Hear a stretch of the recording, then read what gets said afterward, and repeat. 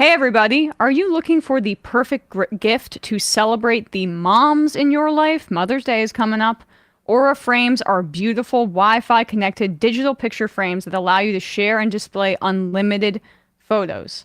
It is super easy to upload and share photos via the Aura app, and if you're giving Aura as a gift, you can even personalize the frame with pre-loaded pictures and memories. So if you're giving something nice and thoughtful or hoping to for your mom for Mother's Day, Aura Frames is perfect because you can put the thought into it before. And when they open the box, you can preload the photos from your childhood, from recently, a good mix of all of that to make, you want to make your mom have a little bit of a misty eye, right? Make sure you could give her that kind of gift that makes her a little bit sentimental. That's how you know you've won on Mother's Day. At least that's my benchmark. Aura is perfect for that. From grandmothers to new mothers, aunts, and even friends in your life, every mom loves an Aura frame. Named the best digital photo frame by Wirecutter, Aura frames are guaranteed to bring joy to moms of all ages. Right now, Aura has a great deal for Mother's Day. Listeners can save on the perfect gift by visiting auraframes.com/majority to get $30 off plus free shipping on their best-selling frame. That's AURA frames.com/majority. Use code majority at checkout to save. Terms and conditions apply. All right, folks, and now time for the show. The Majority Report with Sam Seder. The destiny of America is always safer in the hands of the people than in the conference rooms of any elite. Sam Seder. They are unanimous in their hate for me, and I welcome their hatred. We must guard against the acquisition of unwarranted influence, whether sought or unsought, by the military-industrial complex. The Majority Report with Sam Seder. Ever get the feeling you've been cheated?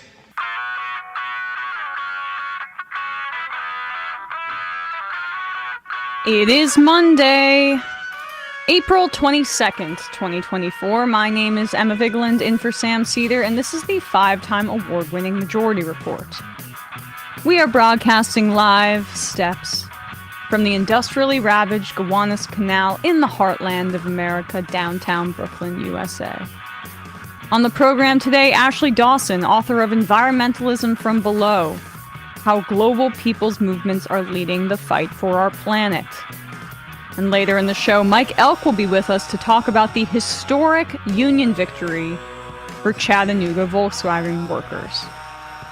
Also on the program today, the Senate passes the FISA warrantless spying provision just after it expires, a win for NatSec hawks. The House also passed Ukraine, Taiwan, and Israel aid, billions of dollars, after months of delay, just as Israel has been striking Rafah, where over 1 million Palestinians are sheltering, killing at least 22 people, mostly children. A threat of catastrophic ground invasion looms. Mass graves are being discovered around Gaza's destroyed hospitals, hundreds of bodies. Israel's chief of military intelligence resigns due to his October 7th failures. And shocker, Israel has still yet to provide evidence for its claim that UNRWA staffers were Hamas. Because aren't we all Hamas in the end? Columbia University cracks down on its student body for its anti-genocide protests. At least 100 arrested.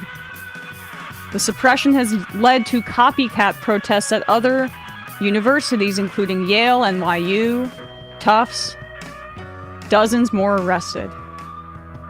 John Fetterman is getting a bunch of Republican donations now, per The Intercept. Matt was right about this. Cinema 2.0. He called it. You get eternal credit for that one. The NLRB seeks an injunction against the Pittsburgh Post-Gazette for union busting. Voter interest in this election hits a 20-year low, per an NBC poll. It also shows that third-party candidates are hurting Trump more than Biden. Opening statements begin in Trump's hush money trial. The man who self-immolated in front of the courthouse on Friday has died from his injuries. It appears he was involved in some conspiracy theories. The Supreme Court is hearing a case today on criminal penalties for homelessness. Early reporting indicates liberal justices have been scathing towards it. They're also hearing a challenge to Biden's ghost gun regulation. And lastly, the U.S. announces it will withdraw troops from Niger, drawing down its ISIS operations. All this and more on today's Majority Reports. Hello, everybody. It's me for the week because of Passover. Happy Passover to all. Happy Earth Day. And to everybody, we will be having, of course, a climate expert on, a professor who specializes in climate change to talk about that, as well as I mentioned, this enormous news over the weekend out of Tennessee. The Volkswagen plant successfully unionized. Third time's the charm. They had failed efforts in 2014 and 2019, I believe. And this makes it really the first non-union automaker in decades to successfully unionize as a part of this massive push by the UAW. But as I mentioned earlier, the biggest story over the weekend was the suppression of pro-Palestine, anti-genocide protests on Columbia's campus, as well as the spreading of those protests to universities like Yale, MIT, NYU, Tufts, the New School, in the form of basically encampments on various parts of the campus, where the student body basically refused to leave and camped out in solidarity with Gaza, demanding that their universities divest from either weapons manufacturers or literally their relationships with the government of Israel, echoing the protests that were done in order to pressure the government of this country to divest from South Africa decades before. And the protesters have been immensely clear that they have taken tactics or borrowed tactics from both those protests against apartheid South Africa and then also protests in 1968 against the Vietnam War. And the crackdown on these demonstrators and these students is incredibly reminiscent of that latter example. This is the most robust crackdown of anti-war protests, I think, since Vietnam. And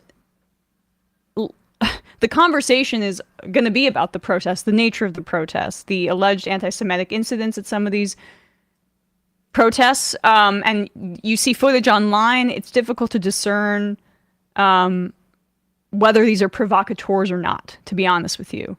And I don't doubt that there have been anti-Semitic incidents in these protests, absolutely. But that is the only focus of the media. Literally it. The nature of what they're talking about. And they are marginal. Yes. The nature, and by the way, many Jewish students are included in these protests, and they are screaming from the top of their lungs that this is not an anti-Semitic and they're being called demonstration, terrorists. And they're being called terrorists. By John Fetterman in Israel. Yeah, literally the government of Israel is calling, and it's tweeted out, a statement calling students at Columbia University, students at one of the elite universities of the country, that is the reason that they're able to do anything, that this project even exists. The arrogance of Israel is absolutely astounding, but also warranted. Because, as I mentioned, the package for billions of dollars in aid, military aid to Israel, passed the House after months of delay. And there were, I have this written down here, I guess, 37 Democrats who voted against it, and 21 Republicans who voted no. So that's incredibly overwhelming. And I want to honor what these student protests actually say, which is that, honestly, we shouldn't even be the focus. It should be what we're hearing. It should be that reports are coming out of hundreds of bodies being found in mass graves in Khan Yunis and in other areas of Gaza, backing up what we've been saying on this program for months now, which is that the death toll that's just hovering around 34,000 is a wild undercount because they've killed all the record keepers. So there's no way to know until somebody can get in there and verify, and then it will be too late. And that's what Israel is counting on. They want to kill as many as they can in this time period. And this is how the Biden administration responded. This was their statement about these protests. We'll get to that part later, but this was their statement. Nothing really about what they're actually protesting for. While every American has the right to peaceful protest, calls for violence and physical intimidation targeting Jewish students and the Jewish community are blatantly anti-Semitic, unconscionable, and dangerous. They have absolutely no place on any college campus or anywhere in the United States of America. And echoing the rhetoric of terrorist organizations, especially in the wake of the worst massacre committed against the Jewish people since the Holocaust, is despicable. We condemn these statements in the strongest terms. This is the White House Deputy Press Secretary putting out that particular statement. Once again, it makes it seem as though these protests are anti-Semitic in nature, against Jewish people broadly. It furthers, in my opinion, a culture of violence towards Jewish people by continuing to conflate Zionism with Judaism, because as this is not going away. If there are people who are making that link in their mind that Israel just represents Jewish people, I mean, what kind of thought process does that lead to for at least some? It's dangerous what they're doing. I mean, for Jewish people domestically in the United States, let alone, Zionists, of course, what they're furthering in Gaza. I mean, Zionism as a project and cannot be trusted as any sort of moral arbiters on anti-Semitism because they're using it towards for a settler colonial project right now. Like that's where we're at. And if the Biden administration is really concerned about the safety on campuses, he could look at a little bit at some of the footage coming out of Gaza where every single university has been destroyed, basically, where the major university in Gaza months ago was just demolished, leveled to cheers from the IDF. This is a really cynical, I think, weaponization of one of the longest or the most enduring hateful ideologies, anti-Semitism, to further this, again, racist colonial project. And that's where we're at right now. That's actively right now. I mean, this is from the AP this week. And the first Israeli strike in Rafah killed a man, his wife, and their 3-year-old child, according to nearby Kuwaiti hospital, which received the bodies. It sounds worse than what's happened at Columbia. The woman was pregnant, and the doctor saved the baby, the hospital said. The second strike killed 17 children and 2 women from an extended family. The thing with anti-Semitism at Columbia is already against the rules. If anybody does anti-Semitism, they should face consequences for it. Also, outside of the walls of Columbia, if somebody goes on an anti-Semitic rant that's directed at person, can be hate speech. These one sign here or there, first of all, you should not take it as as representative of Palestinian protests in general. You could often honestly wonder if it is a agent provocateur trying to make those protesters look bad, because the idea that these people are motivated by hate is one of the most disgusting smears I've had to we've all had to endure from people like Jake Tapper and Josh Marshall of Talking Points Memo. I am sick of this sort of smear going on against kids that are just standing up for what the world needs right now. Yeah, and we know that, by the way, pro-Israel organizations have made efforts to hire provocateurs in the past. Walid Shahid put this out there. This was from a few months ago, but it was the Shirion Collective put out a tweet asking for volunteers to wear keffiyehs and walk into demonstrations masked. Okay, this is again, from a few months ago, but the point is that they advertised these tactics. Of course, and we've seen them do plant stuff on signs and do stuff like that. It's because they need to take away eyes from the fact that, again, 17 kids just bombed, just dead in one go. Yep. And we're talking about a sign a stupid sign ahead of a ground invasion. That's not even indicative of what's actually going on. Because what the Zionists that are complaining about these protests are really afraid about is that their kids might see, like, actually those kids are right, and my bigot dad or whoever it is actually supporting a genocide now, and what the hell does that mean for my life? With that, we are going to, in a minute, be speaking to our guest here, Ashley Dawson. But first, a word from two of our sponsors here, our favorites, Fast Growing Trees, folks. Did you know that Fast Growing Trees is the biggest online nursery in the United States with more than 10,000 different kinds of plants and over 2 million happy customers in the United States? They have everything you could possibly want, like fruit trees, evergreens, houseplants, and so much more. Whatever you're interested in, they have it for you. Find the perfect fit for your climate and space. And it's springtime. This is exactly when you need fast-growing trees. They make it easy to order online, and your plants are shipped directly to your door in 1 to 2 days. And along with their 30-day Alive and Thrive guarantee, they offer free plant consultations forever. I have one of those hanging. I really don't have a green thumb, but I've got one plant in my apartment, the sunniest spot that it can be in. The hanging one. It is the hanging one. That's what I call it, Hangman. That's not the name of it, but it's pretty. And I got it from Fast Growing Trees, and it's been, for someone like me who's not really adept at these kind of things, it's been a wonderful plant that has been durable and pretty to look at least I think. You do not need and by the way, Sam literally swears by Fast Growing Trees for his fuller space where he can plant actual trees. And the bloomerangs, he talks about it all the time on air and off air.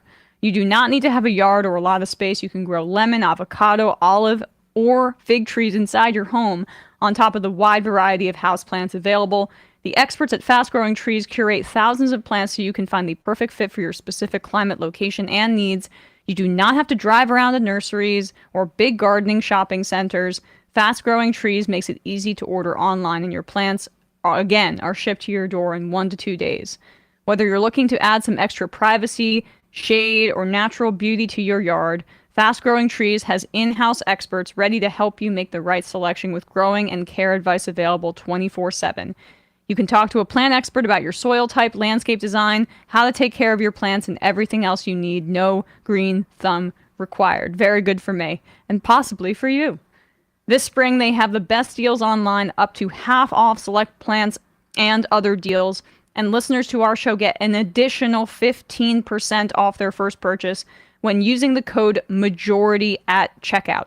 That's an additional 15% off fastgrowingtrees.com. using the code MAJORITY at checkout. Fastgrowingtrees.com, code MAJORITY. Offer is valid for a limited time. Terms and conditions may apply. And lastly, we all know the value of a good night's sleep. We feel better, look better, have energy to spare. You can go to the gym. You can go see your friends. You don't just feel lethargic all day. And the way you start with a good night's sleep is some good bedding, some good sheets. This Mother's Day, treat mom to the luxury she deserves with Cozy Earth bedding and sleepwear, and prioritize her self-care and sleep health. She deserves it. You deserve it too if you want to go for Cozy Earth as well. I would highly recommend. Thanks to Cozy Earth for sponsoring this episode, and they are offering you 35% off at CozyEarth.com, and enter Majority Report at checkout to use that. Cozy Earth's luxury bedding is made with viscose from bamboo.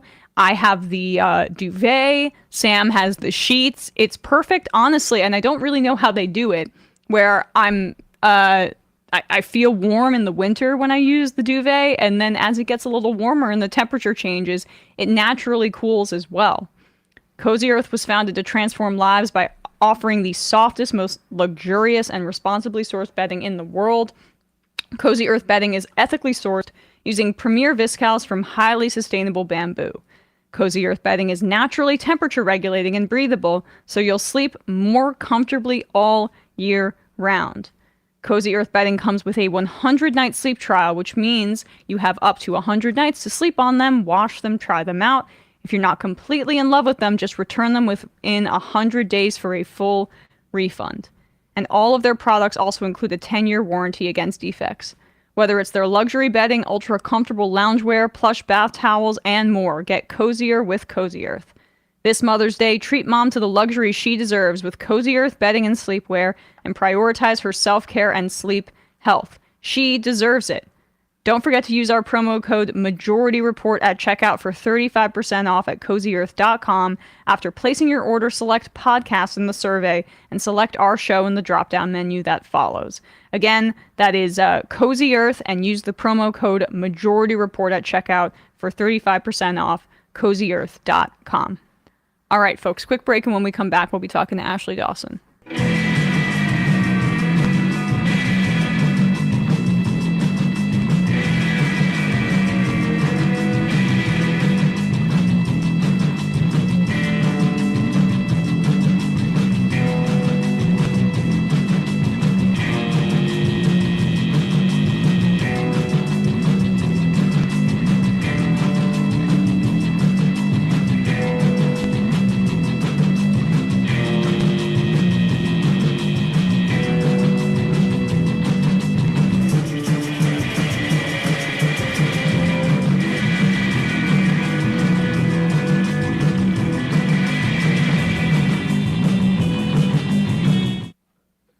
We are back, and we are joined now by Ashley Dawson, professor of English at the CUNY Graduate Center and at the College of Staten Island, author of Environmentalism From Below, How Global People's Movements Are Leading the Fight for Our Planet. Ashley, thanks so much for coming on the show today. Thank you for having me, Emma. It's great to be with you. Oh, great to be with you as well on Earth Day, right? I mean, That's there right. you go. What better time to have a conversation about the battle to combat climate change and environmentalism more broadly, which I think, you know, to dive into what you discuss in your book, by its nature, it should be communal, right? Because this is our communal planet. And yet, as we know, the global south bears the brunt of climate change's worst effects, and the western, you know, the global north, the countries like the United States are disproportionate, have played a disproportionate role in producing those worst effects. So, I mean, I guess talk a bit about that contradiction and how important that is to your analysis. Absolutely. Well, so, you know, the main point that my book is trying to make is that there is a world system that for a long time, 500 years basically, as a result of colonialism and capitalism, has been rampantly unequal. And the climate crisis happens within that broader context. And that means, as you pointed out, that the impact of the climate crisis is worst in the countries that have historically been on the receiving end of the most blatant forms of colonization and capitalist exploitation. That is, countries that are now in the global south, as we would call it. It means that the global north countries have benefited from not only exploiting those countries, stealing their resources, but also from polluting the atmosphere, which is a kind of commons for almost 500 years, pretty much unchecked.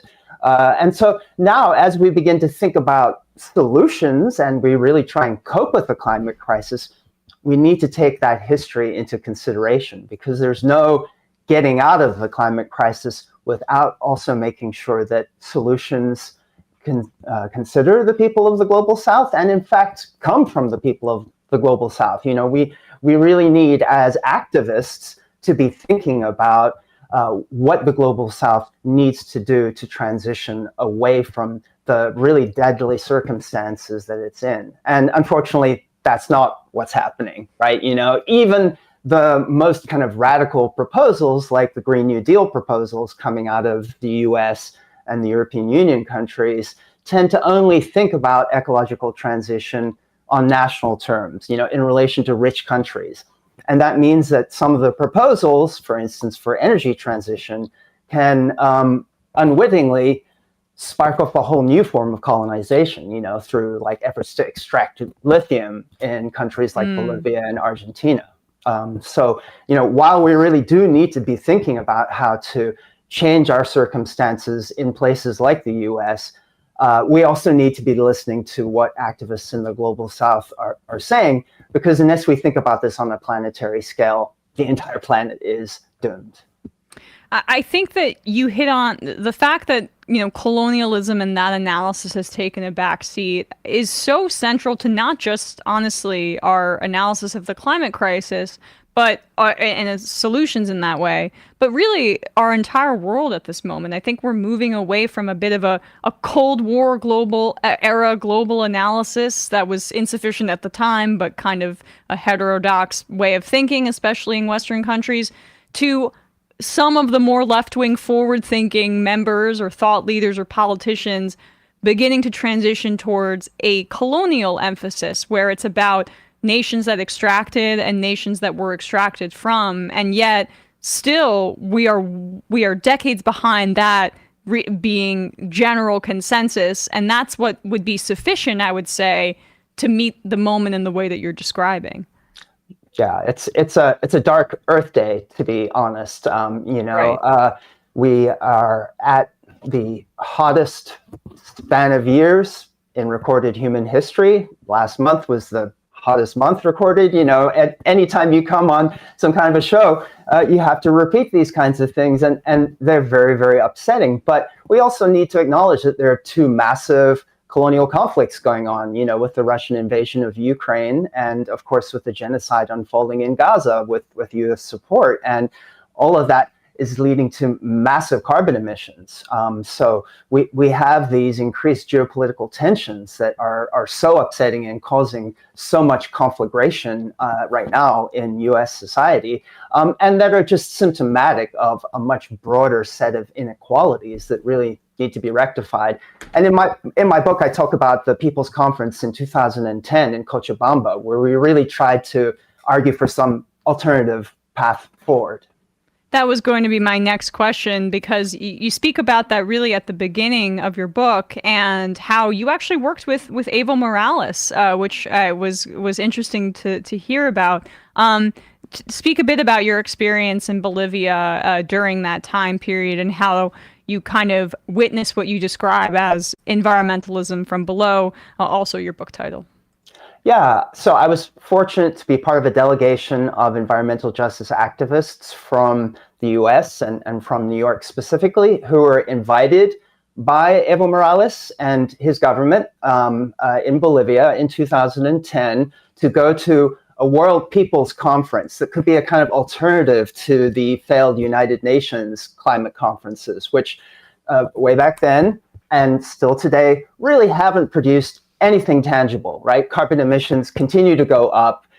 Any kind of binding agreements have been just set aside, and everything is purely voluntary. And so we saw that happening in 2010, and Evo Morales and many others called for a kind of bottom-up grassroots meeting of people to try and fight for alternatives. And the accord which came out of our meetings, which was achieved through really wonderful direct democratic conversations with activists from all over the world, I think still is the kind of horizon for movements fighting for climate change. It calls for climate reparations from rich countries to global south countries that could help them adapt. And also it calls, of course, for the rich countries to massively cut their emissions, which they still to date have not done.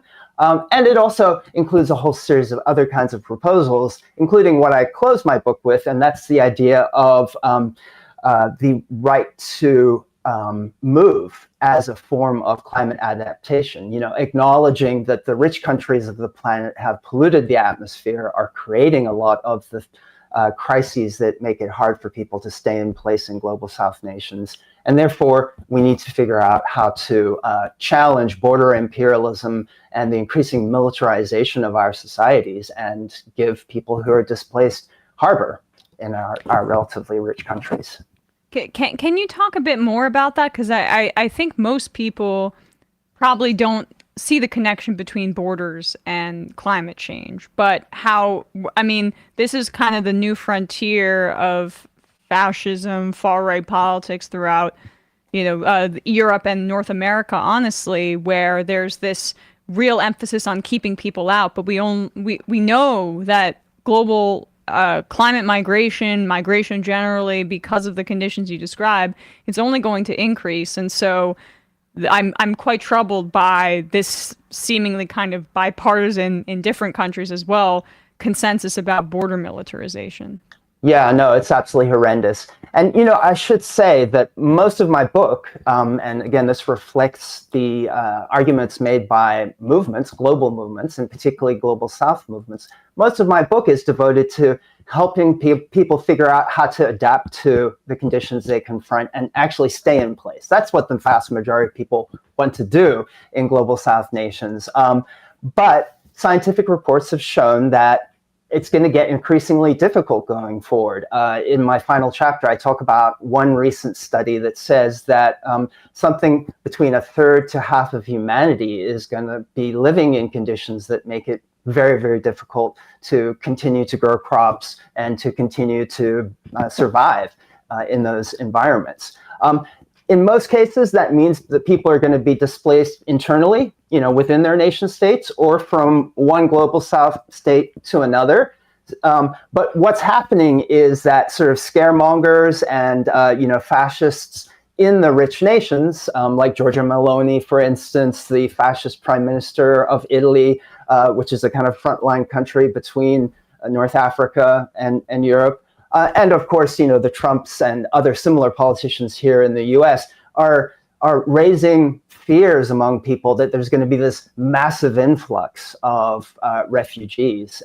And so what I talk about in the book is that the amount of promises that this country and other wealthy countries have made to help people adapt, almost none of that money has actually been delivered to global South nations. Instead, 8 to 10 to 15 times the amount of promised money has been spent on increasing the military and increasing border security and interdiction. So we find, instead of trying to help people cope and develop forms of mutual aid, because as you said at the outset, this really is about kind of communal care and finding ways to survive together. Instead of that, we find increasing militarization and violence being directed at people who are being displaced.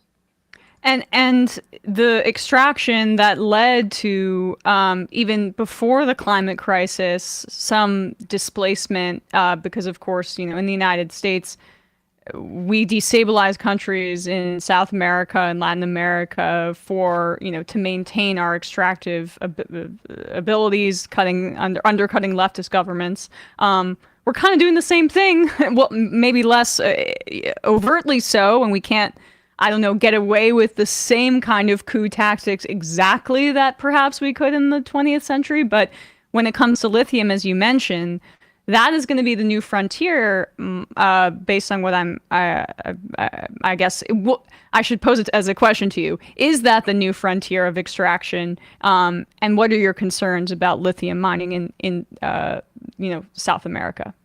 Yeah, I have concerns about lithium mining in South America, about cobalt in places like Congo. All of the rare earth minerals that are so necessary for renewable energy, as well as for other contemporary forms of technology. I mean, most people by this point know that their cell phones run on cobalt that is, in many cases, mined by children under horrible conditions in Congo, right? So, our kind of squeaky clean advanced technology is connected to horrendous exploitation.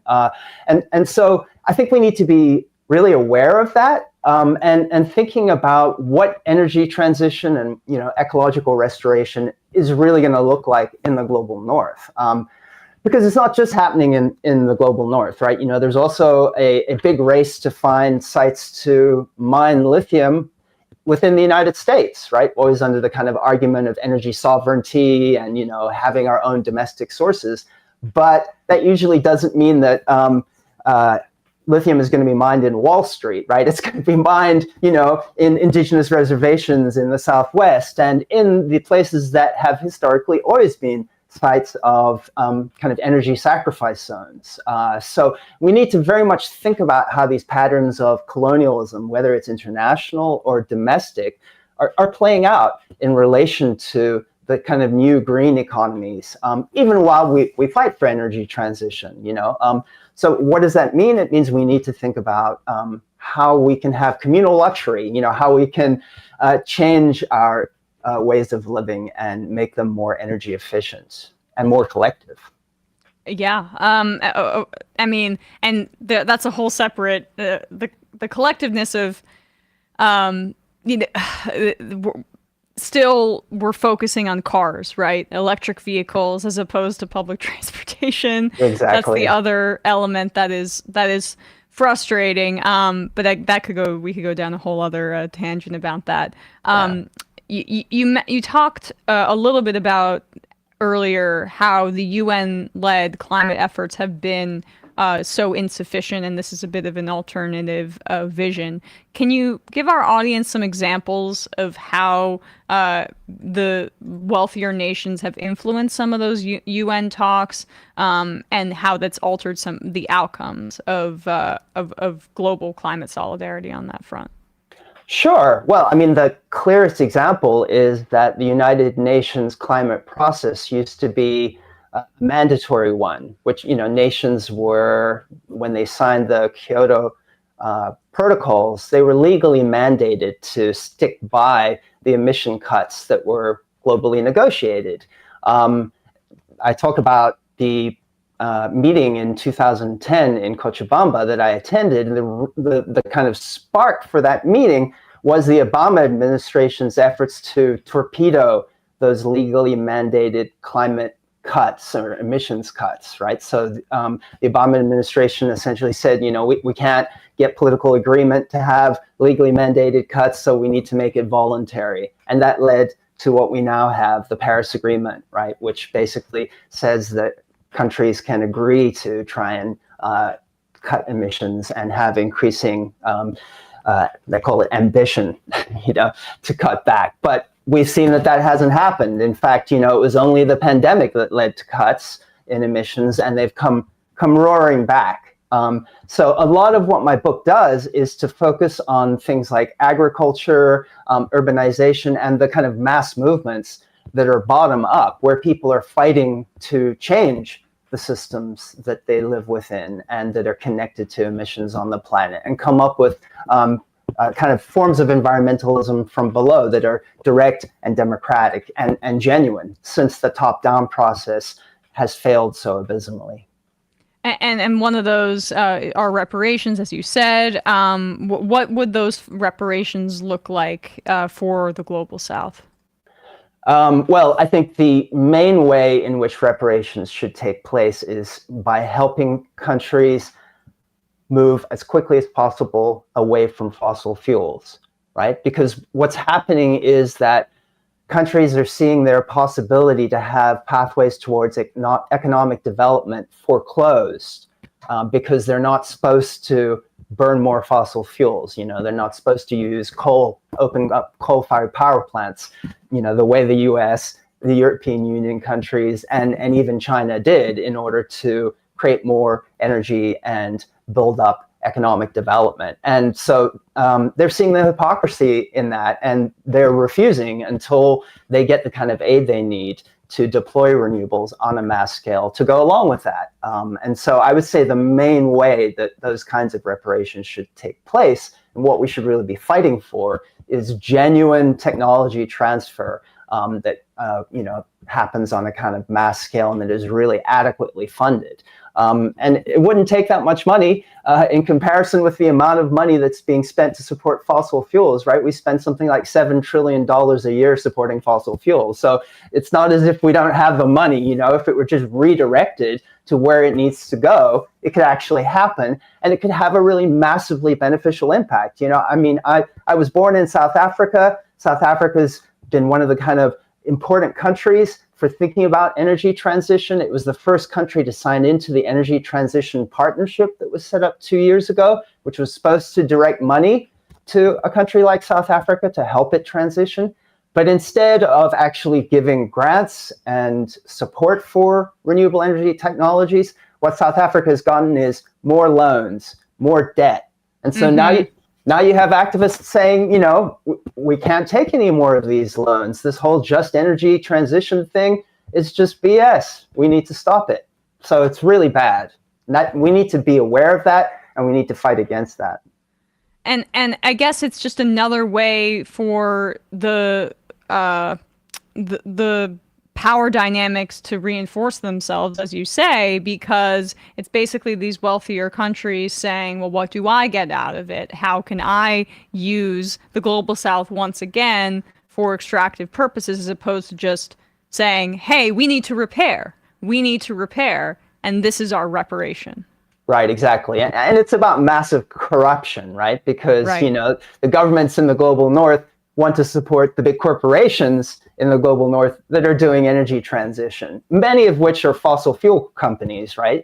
So like Equinor and Ørsted, they're all former state oil companies, but now they're doing wind turbines and offshore wind farms. And so the governments of the global north want to give loans to global south countries to give development funding to those big global north countries. But that's not going to give people in the global south jobs. It's not going to give them the ability to develop their own kind of industrial base, and it's getting them in debt. So there's, brewing resistance to that in the global south, as well as to the kind of lithium and cobalt and other rare earth mineral extraction that we talked about earlier. So I think these things need to be seen in relation to one another.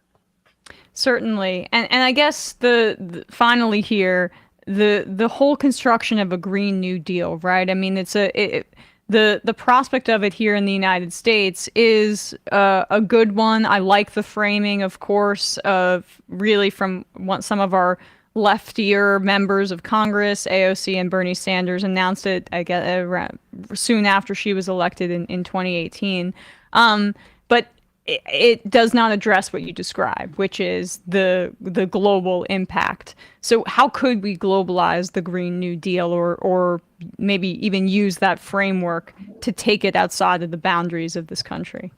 Well, I think the idea of a Green New Deal sparked a lot of interest in global south countries. South Africa published plans for 1 million climate jobs that were influenced by ideas of the Green New Deal. So I think people in global south countries are willing to buy in and get excited about it.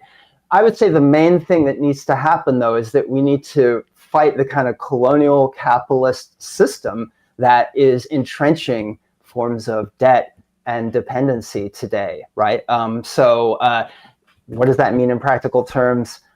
Shouldn't be the World Bank and the International Monetary Foundation that are in charge of climate reparations, are in charge of just energy transition partnerships, because they have a whole history of imposing debt on the global south that prevents them developing and adapting to the climate crisis. So, in terms of fighting existing imperialism, that's what we need to be aware of. And I think we really need to be fighting for energy transition, significant energy transition funding for global south countries that doesn't come with strings attached.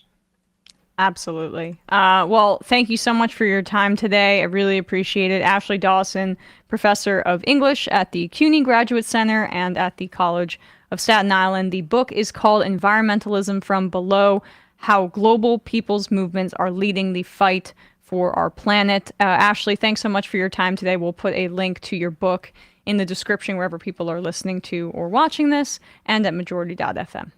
Thank you, Emma. All right, folks, quick break. And when we come back, we are going to be talking about the incredible victory in Chattanooga for the UAW. Be right back.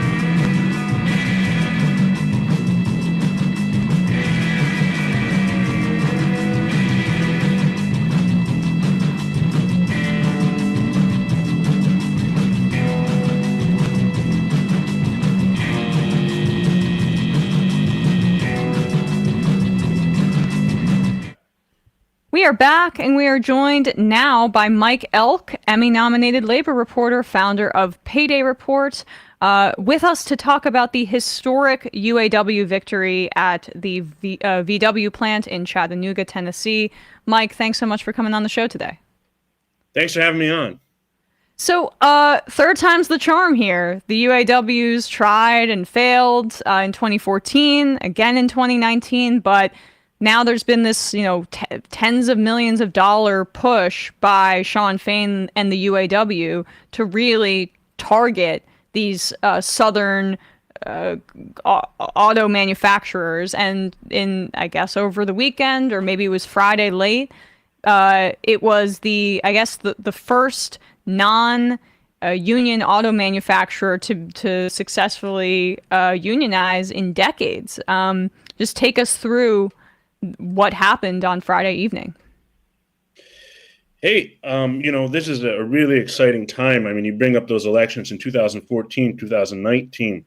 I first went down to Chattanooga in 2013 to start covering this. And so after 11 years of covering this, it's incredible to see this win. Those were ugly, ugly elections. And the first election in 2014 was at a time when the auto industry was really hurting and union popularity nationwide was at an all-time low. It was in the low 40%. I remember it happened on Valentine's Day 2014. And on Valentine's Day 2013, Scott Walker had just repealed collective bargaining rights for public teachers and public employees in Wisconsin. So to give you a sense of how much the country has changed, and this victory is really a reflection of the broader changes we've seen in the country, as well as the success of the stand-up strike, as well as some local factors. In previous campaigns, the company had always been able to claim, often, it's a German company, right? So they've taken these weird pledges of neutrality. So it's important to note that, workers there won with 73%, and that they did not run a traditional anti-union busting campaign. The VW campaign consisted of, handing out pieces of paper with QR codes telling people to get the facts. They didn't haul people in and say, hey, we might close this facility. They didn't haul people in and say, hey, you've been late a couple times with a union. We might need to fire you if you're late a couple times. This was very different. And it is interesting, I think, also to note that anti-union groups, likely sponsored by outside employers, came in and did spend a lot of money on TV and web ads. And they attempted to connect this union drive to Biden, since Biden endorsed it, saying that the Biden equaled the UAW. And workers there rejected that. And I think that's something that's really important to note, that when we do talk about union issues in the South, they are popular, and sometimes they are popular with people that are on the other side of the political equation, which is why it's important to bring it up, because unions are a vehicle of social change. And this is an incredible election, and I think, there's obviously been organizing going on there for 10 years. There was a minority union, and, when GM, when they won that stand-up strike against GM and Ford and Stellantis, it really pushed things forward. And now you're really seeing Shawn Fain and the UAW spend in a very, very big way in the South. I think in recent years, they've spent something like $5 or $6 million a year on organizing. Don't quote me on this, but it was a fraction of what they're spending now. Now they're spending $20 million a year on organizing to capitalize on the fact that they just won this huge contract, which got great publicity. So this was a long, hard fight, and it's likely to inspire other fights. A month from now, we're going to see a union election at Mercedes in Alabama. And I know the UAW says they're close to having a majority sign up at a Toyota plant in Troy, Mississippi. And they've gone public with a union drive at Montgomery and Hyundai, at Hyundai in Montgomery, Alabama, where at least a third of the workers have signed union cards. So this could be the beginning of something. And more important than that, beyond the UAW, a lot of unions are hesitant to invest in the South because they don't think you can win. Losing twice at Volkswagen was a black eye for people that argued for more resources for organizing in the South. Winning there is going to encourage other unions to invest. And we've seen unions grow tremendously in the South, particularly in the public sector. Something like the bulk of union organizing right now is in the South, in the public sector, people that were considered essential workers. So for a big union to go in there and win a big victory, it really is a sea change moment. And as someone who's spent 11 years covering it, It's incredible. I described as someone that, the two big defeats that we had at the UAW in 2014 and 19 were sort of like a Dunkirk moment for the labor movement in the South. And this is a Normandy moment. This is a beachhead. This is a breakthrough. And it looks like we have the potential to keep going. I've talked to some workers in Mercedes. That looks strong. Although it should be noted, this is a 73% win, which is important. That creates a lot of momentum, and people didn't get fired. It's going to get ugly in other places. It's particularly going to get ugly in Toyota. Toyota is not going to play nice. Toyota is going to intimidate people. They're going to threaten to close facilities. So we have to keep paying attention. We have to keep putting on pressure and keep targeting these employers. So can I ask you about that? I mean, is Toyota going to be more aggressive because there's a different structure for the company versus Mercedes and Volkswagen being German companies, and the fact that I think the Chattanooga VW plant was their only, and correct me if I'm wrong, non-union manufacturing plant, because in Germany there's much stronger unionization laws? Yes, that's correct. It's their only non-union plant in the world. I was just in Brazil riding in union-made Volkswagens in Brazil, made in São Paulo. And, I think there's a good chance they'll get a first contract here. Volkswagen has already agreed to recognize the union. They're not going to fight it out in court the way some employers do. And it's likely they're going to start bargaining. I could be wrong about that. I mean, but I think that's important too, because if they win a contract there, it will encourage other people. But Toyota is going to play ugly. Mercedes is already starting to play ugly. They also are a German company that has a strong union, and so they haven't played as ugly. But there's already been people being denied family and medical leave. They've brought in people threatening to close the plant. And the plant in Mercedes is a plant that's been there for 25 years. What's interesting about the Volkswagen plant is 2 years ago, they doubled the size of the plant. It was a 2,000-person factory. Now it's a 4,000-person factory. So it was hard for Volkswagen to claim that they were going to close the plant after spending $1 billion on it. Nobody was going to believe that, in part because they were so desperate to get workers. And unlike other union drives I covered there, where the workforce was largely white and much older, this workforce was much younger and much more diverse. And, there was a lot of people in their 20s that were driving this union drive that are part of what some people have dubbed Gen U for union. And, these folks, one worker who was anti-union brought up watching the writers' strike and how much he was cheering that on. So these folks have been seeing the way the media has been covering, the pandemic strike wave, the writers' strike, the GM strike wave, and they're inspired by it. I mean, unions are cool now. When the first union election happened at Volkswagen in 2014, union popularity was in the 40%, the low 40% according to Pew. Now it's in the high 60s and even in the low 70s in some years. So we're at record highs for union popularity. And the door is wide open. And I think, it's really bold of Sean Fain. And I've had some criticisms of Sean Fain. I think he's interesting. But it's really bold that he's willing to spend $40 million in 2 years to get this done. Because after winning that strike, they have an opportunity like none other. Yeah. I mean, let's take a look really quickly at some of these workers celebrating here. This was right after they clinched the amount of votes needed at the Chattanooga Volkswagen plant to unionize with the UAW.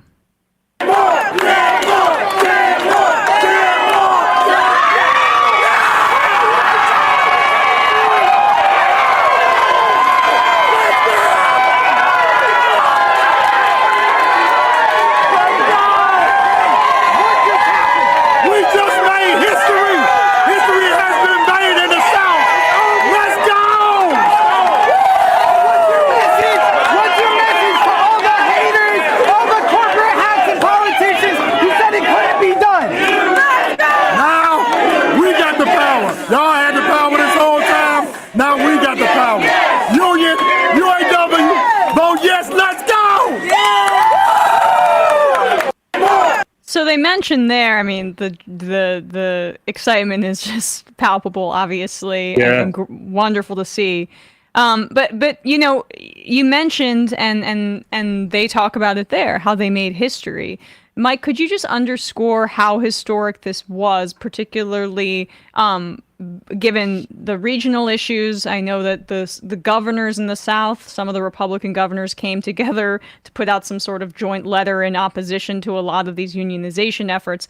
The regional obstacles that they overcame, but also the fact that this is the first automaker that was non-union to be unionized in decades in this country. Yeah, I mean, it's huge, right?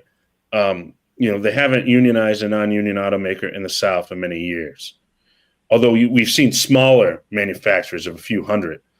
My dad was the organizing director at the UE, and he was saying to me that he can't remember any manufacturing drive winning with more than 70% in his entire, almost 50-year career in the labor movement.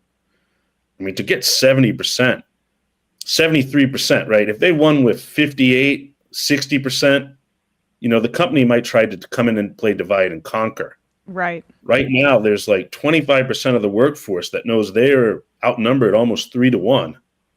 And does that give them more negotiating power for a contract? Oh, it gives them a lot more negotiating power because it makes the ability to claim that they can go out on strike that much more real.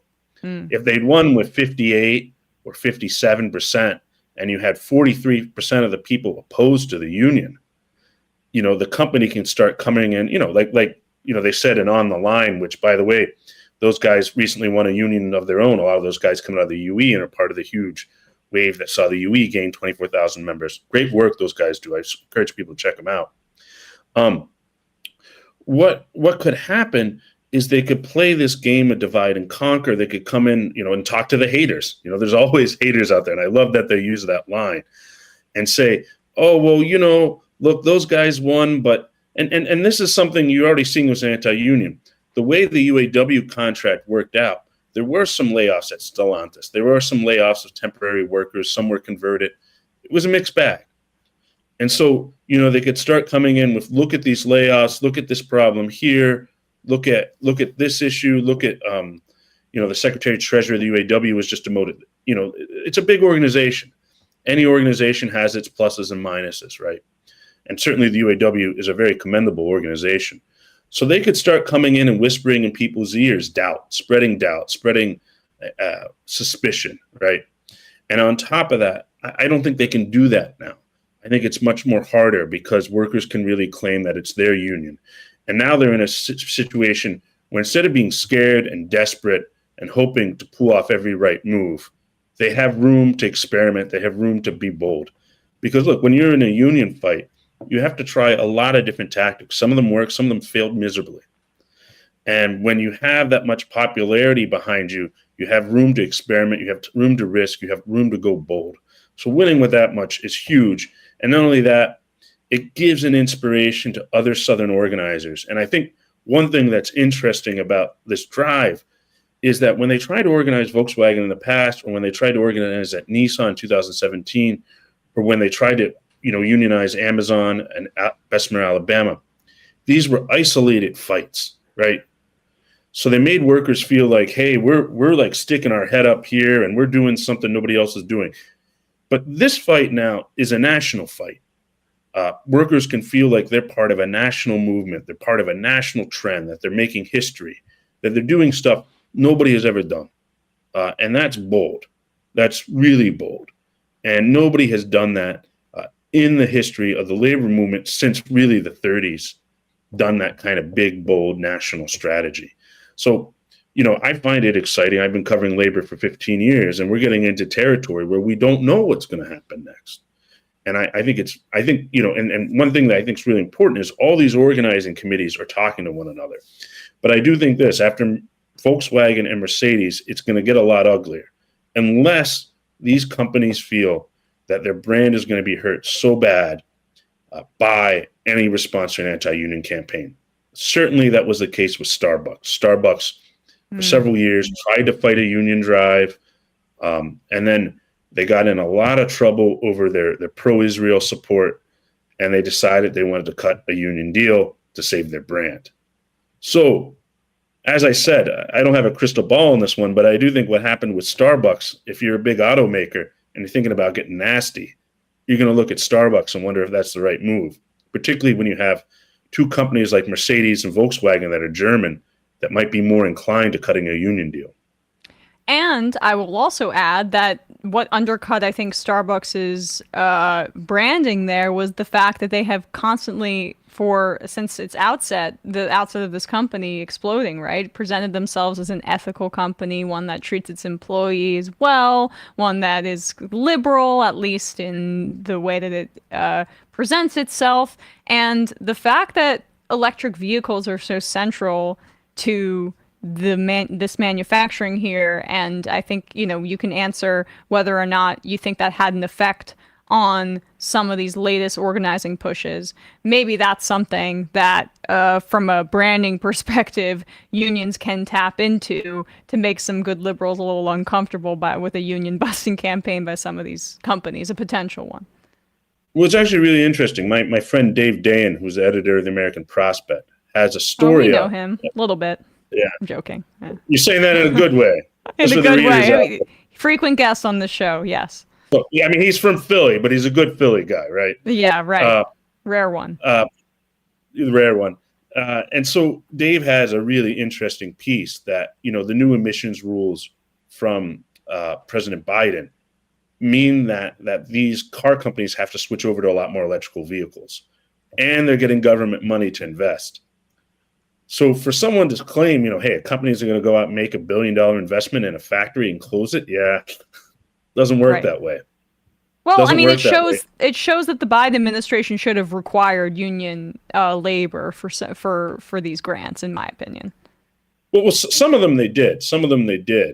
And there's this Bluebird facility that makes electric school buses down in Georgia.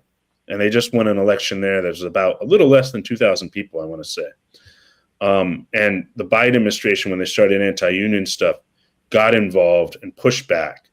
And as a result of it, they won that election. So I think it's interesting, because obviously Biden has really screwed up his reelection with this Gaza war. Horrific, right? Because prior to that, a lot of the people I knew in the union world were like, oh, yeah, we kind of like Biden. He's not perfect, but, he supported us in the strikes and, he's spoken out on our behalf. And I think most of the union guys I would have known, or even a lot of leftists would have said, yeah, Biden's not perfect, but he's decent, maybe even a bit better than Obama. And then Gaza happens and it tears it all open. And I think this was the one thing I found really interesting that the UAW did is, they kept saying the UAW equals Biden. And the UAW would say in these ads that they would send out, oh, our union's not political. Meanwhile, up north, the union UAW courageously is calling for a ceasefire in Gaza, right? So even though they're saying that, when you have, a town like Chattanooga, which is like 120,000 people, and you have a 4,000 person factory, where all of a sudden you have a militant union organization come in there, that can really start to change things in a town like that. That can be a major political force. So even though the UAW ran from that, I don't think they're going to run from engaging in political action in the future. Yeah, I hear you on that. And lastly, Mike, you mentioned Mercedes and potential efforts at Toyota in the South. The vote for the Mercedes-Benz plan in Alabama takes place in a few weeks in May. What are some of the things that you're hearing about that effort, and what does this incredible victory in Chattanooga do for Alabama workers at Mercedes? Yeah, well, we have an interview up, a podcast with a Mercedes workers who's been trying to interview for 25 years. Folks can go to our website, paydayreport.com, where they can sign up for our newsletter for free. They can donate if they want to. But they should go check out this podcast. It's labeled After 25 Years, Mercedes Moving Towards a Union. And what's incredible is that, and it's the same with Volkswagen. These folks have been fighting for decades there. There have been guys like Kurt Gardner who've been talking union, who've been sticking it out, who've been dealing with, bosses giving them crap for decades. And now their moment has come and they're pushing forward. So it's looking good at Mercedes. They had a strong base of support before this, but after a 73% win, I mean, it's who doesn't want to be with the cool kids, right? And who wants to be the anti, right? Who says, oh man, do I want to be part of the 25% that says no to this thing that everybody else in my workforce wants? This is a huge moment. I talked to Kurt the other day, and they're going to be pushing forward. Obviously, they're playing a much dirtier campaign there.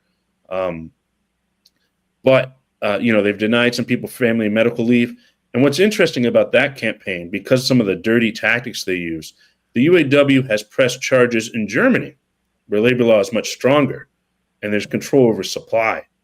So we'll see how much these companies and how dirty they're willing to get in these first stages. But it's certainly going to be important. And I think the one thing we all have to do is keep covering this. Each union election I've covered at Volkswagen had less reporters there, less reporters from independent media outlets. And there's a lot of great startups out there. I know Hamilton Nolan has one.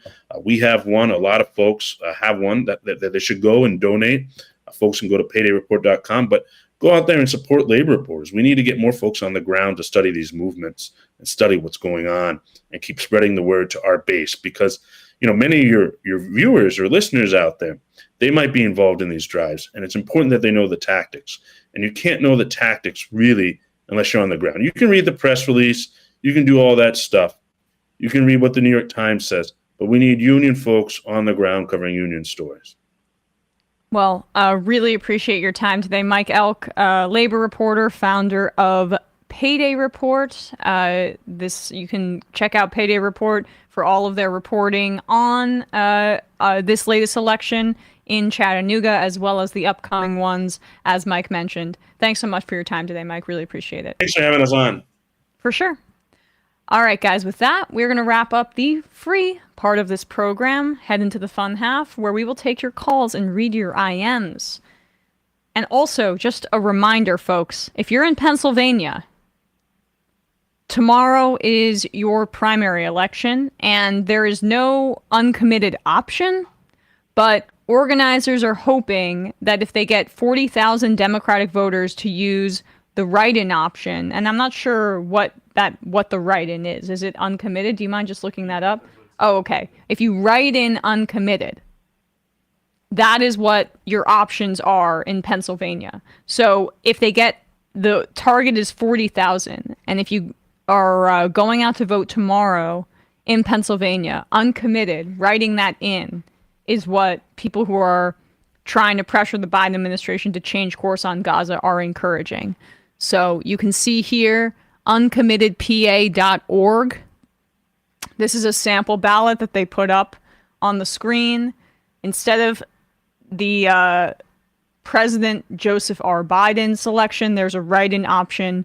And if you write in uncommitted tomorrow, that is what the pro-ceasefire, pro-Palestine organizers are encouraging people to do. So that's that. And by the way, go to our merch store if you want to get some of our merch, including the 20th anniversary collection for the Majority Report. Shop.majorityreportradio.com. There's a gray shirt. There's a black shirt, which is really sleek. One of the new favorites in my household, the Majority Report 20th anniversary shirt. Those mugs, they're sold out, right? They're back in stock. Look at that. They're back in stock. The MR hype beasts out there. Oh, yes. Those are sleek too. The baseball hats, all that stuff. Shop.majorityreportradio.com. And if you can, please become a member at jointhemajorityreport.com.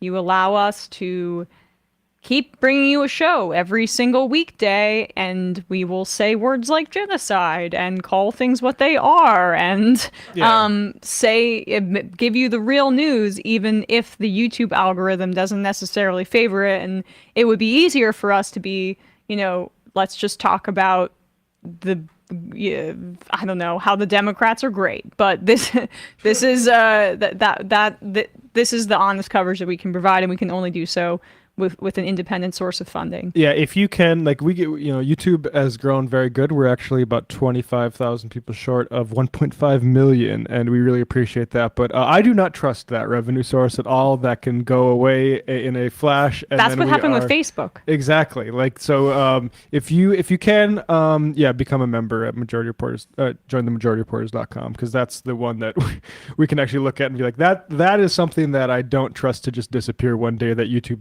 decides like, oh yeah, actually our entire business model has been fraudulent. Right. And the advertisers are mad and we owe them lots of like lawsuit money or something. Just hypothetically a thing that could happen. Right, exactly. So MajorityReportRadio.com, you can go there and become a member. On ESVN, no ESVN today because our dear friend Bradley has a Passover celebration later. We will be back on Tuesday, where we will break down this incredible weekend of hockey and basketball. There were a lot of blowouts in the NBA, but still compelling blowouts. I mean, that Damian Lillard first half was absolutely incredible. We'll be talking more on Tuesday about all of that and give the rest of our predictions for these series. The Rangers and the Knicks both won this weekend, made my whole weekend. The Garden is Eden, folks. YouTube.com/ESVN show. You're stepping on Left Reckoning tomorrow. Oh, I know. I'm sorry. But what? You air later. Yeah, you air later. I'm stepping on your pre-record, so yeah. There you go. But yeah, tomorrow. This weekend, Patreon.com/Left Reckoning patron members. Liz Olivia Fernandez, a Cuban journalist with a good series on YouTube called Belly of the Beast Cuba, joined David to talk about sanctions and Bob Menendez and other stuff like that. So check that out. Patreon.com/Left Reckoning. It was an interview where at the time, David had no idea if he was recording any of it, but our software was able to record it really lossy. So it's actually a pretty high quality video, which is a nice little surprise there. So you folks want to check that out. Patreon.com/Left Reckoning. And tomorrow we're going to be talking with uncommitted people, I believe it from New Jersey. So check that out. Patreon.com/Left Reckoning. Also, Ben from Ohio says, Montana listeners, signature collection is underway by Montanans supporting reproductive rights for reproductive freedom to be on the ballot in this November. Go sign. Yes, do go sign. Is John Tester up for re-election this year? Yeah. He is. So in terms of like both reproductive freedom and the Democrats keeping a majority in the Senate, this is crucial. So there's a Senate election on the ballot, as well as potentially reproductive freedom. So thank you, Ben from Ohio, for giving us a heads up about that. Signature collection underway by Montanans supporting reproductive rights for reproductive freedom. And that's another perk of being a member, by the way. You can IM us, and then we'll be able to say what you say to our audience. That's how it works. All right, guys, the number is 646-257-3920. See you in the fun half. 3 months from now, 6 months from now, 9 months from now. And I don't think it's going to be the same as it looks like in 6 months from now. And I don't know if it's necessarily going to be better 6 months from now than it is 3 months from now. But I think around 18 months out, we're going to look back and go like, wow. What? What is that going on? It's nuts. Wait a second. Hold on for a second. The Majority Report. Emma, welcome to the program. Hey. Matt. What is up, everyone? No me key. You did it. Let's go, Brandon. Let's go, Brandon. Bradley, you want to say hello? Sorry to disappoint everyone. I'm just a random guy. It's all the boys today. Fundamentally false. No, I'm sorry. Stop talking for a second and let me finish. Where is this coming from, dude? But dude, you want to smoke this 7A? Yes. Hi, me? This me? Yes. Is this me? Is it me? It is you. Is this me? Hello, is this me? I think it is you. Who is you? No sound. Every single frickin' day. What What's on your mind? Sports. We can discuss free markets and we can discuss capitalism. I'm gonna go throw it. Libertarians. They're so stupid, though. Common sense says, of course. Gobbledygook. We fucking nailed him. So what's 79 plus 21? Challenge met. I'm positively quivering. I believe 96, I want to say. 857-210-501. 1/2. 3/8. 9/11, for instance. $3,400, $1,900. 6, 5, 4, $3 trillion sold. It's a zero-sum game. Actually, you're making me think less of it. But let me say this. Poop. You can call it satire. Sam goes, it's satire. On top of it all, Yeah. my favorite part about you is just like every day, all day, like everything you do. Without a doubt. Hey, buddy, we see you. All right, folks. It's just the weak being weeded out, obviously. Yeah, sun's out, guns out. I don't know. But you should know. People just don't like to entertain ideas anymore. I have a question. Who cares? Our chat is enabled, folks. I love it. I do love that.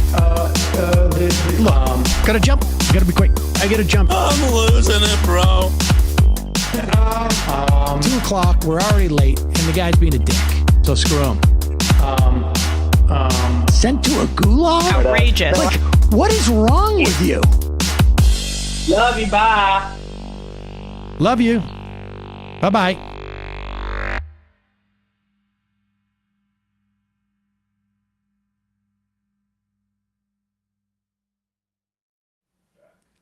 We are back, folks. It is the fun half of the Majority Reports. Let's read some IMs. Can I interrupt you just for a second? Yes. Did you know how bad Dave Portnoy is as a guy? Yeah, pretty bad, right? I watched a video. There's a YouTube creator, Patrick CC, who has he has a really good one on the Diddy files, which is You tweeted it out, and I watched the whole thing. Oh my god! Incredible. I didn't know. So I'd heard rumors about like, oh, you know, he was involved in killing Tupac allegedly, and I just didn't know what to make of them. Exactly. I had no idea. Like I've heard all the rumors on all the fronts. But Patrick CC did a really good one. I'm glad you watched it. Because, but he also did one on Dave Portnoy. Oh, he did? I'm going to watch that later because that guy was great. I would highly recommend it. Did not know how... I knew there were allegations against P. Diddy. I didn't know that they were potentially closeted allegations, and those videos of Epstein and Justin Bieber. I feel really badly for him. I knew that I'd seen. Who knows Usher what happened stuff. to him? The But Usher stuff was the thing it sort of clued me in. Like, there's something really dark going on here. But the Portnoy stuff also, the way he treats underlings is insane. And also he has one on Ari Shaffir, who was worse than I thought too. I thought he was just a sort of like edgy comedian, but also a big time POS apparently. So Patrick CC YouTube channel. Check it out, folks. I'm gonna subscribe for sure. Living Coder said, "You guys being real and honest makes it so easy to be a member. Left is best. Thank you very much." You being a member makes it so easy to be real and honest. There we go. Kellen Heller says, I asked the team last week about books, docs, etc. that they would recommend for someone who struggles with larger political historical context that the show operates in, and was wondering what Emma's thoughts and recommendations are. Any books that radicalized you early on, or books that you still turn to for broader and ideally leftist political content? Any books that radicalized me early on. I mean, Naomi Klein is somebody who I will recommend to anybody who wants to start to think about the world in a more critical way. She's still one of my heroes, actually. So Shock Doctrine was a big one Shock for me. Doctrine. It was huge. What books? I mean, recently I have been reading more Israel-Palestine stuff. If you want that broader context, Rashid Khalidi's 100 Years War on Palestine is awesome for that topic, as well as Ilhan Pappy's, much easier read, it's 10 Myths About Israel is really good. Gosh, I'm trying to think now. It's such a general question, like, because it's hard, like, politics, right? That's a big, is it just general material? Like Adam Tooze has some very specific things with regards to like the financial crisis or COVID, the recent COVID stuff that I think is necessary, but that's also like very zoomed in on government policy with regards to COVID. So it's hard to know too much. I mean, like I said, I think I did the what's his name? Hobsbawm recommendations when this question originally came up. But yeah, specific. If you can be a little bit more specific about what you're looking for, it'll be a little bit easier. Yeah, I mean, I would say that on feminism, it's pretty like I can remember in college reading bell hooks and that being like, oh wow, this makes so much more sense than anything that because I went to an all-girls school, and feminism and like being a woman and being a female, like strong woman was so central to what they would teach us. But I didn't always connect with like the corporate girl boss stuff.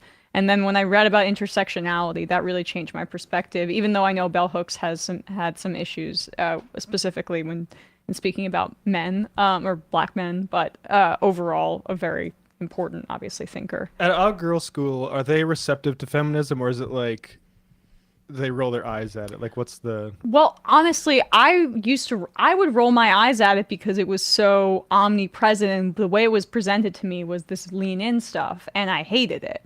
Right. And like I was liberal, but I just was, I didn't, my lived experience as a girl that grew up privileged in New Jersey wasn't like one of, immiseration. And so I just didn't connect to like the victimization element, specifically as a white person. Right. I was so much more interested in topics about race and things like that. So when I saw how those kind of systems of oppression were interconnected, that reading bell hooks changed my entire worldview.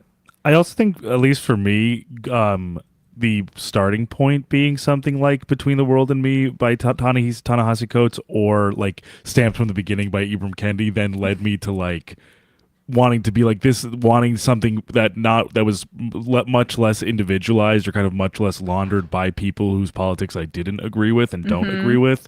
So a book called Invisible Man, Got the Whole World Watching by Michael Denzel Smith is a very good read that kind of brought me past that stuff. And then a lot of things written by Adolph Reed, Robin D.G. Kelly, and then Elite Capture by Olufemi Taiwo are all like very much got me to where I am about like Black liberation, and as well as just social justice in a context that's much less about like just pure representation being the only thing that actually has any sort of purchase in American culture and society. No. I mean, now that you've mentioned it, I now know like a great book that really did, even maybe before college, was Michelle Alexander's The New Jim Crow. Yep. That was huge for me too.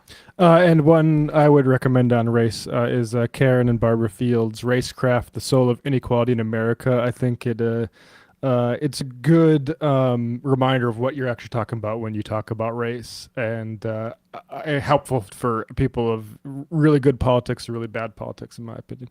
I also just want to clarify that most all-girls schools are not actually very feminist. My school was the only non-denominational all-girls school, I think, in the state. So it was like very, touchy. We were called scholar leaders every day at school instead of like, hey, girls. They would be like, that's infantilizing. That's ironic, because that's what we call you here now. Oh, yeah.